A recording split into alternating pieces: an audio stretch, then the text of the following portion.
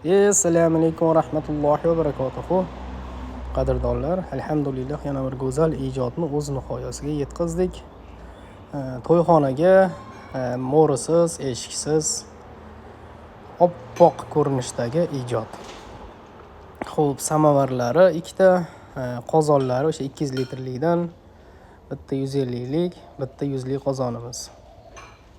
Mana shunday zo'r bo'lib bitta xudo xolasa.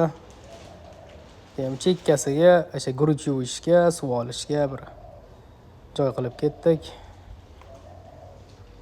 Mana oraliqlarni kiradigan qildik, что bemalol kovlashtirishga, aralashtirishga oson bo'ldi inshaalloh.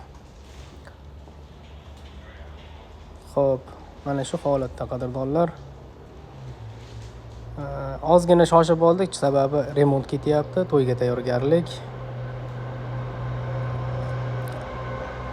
Shunday.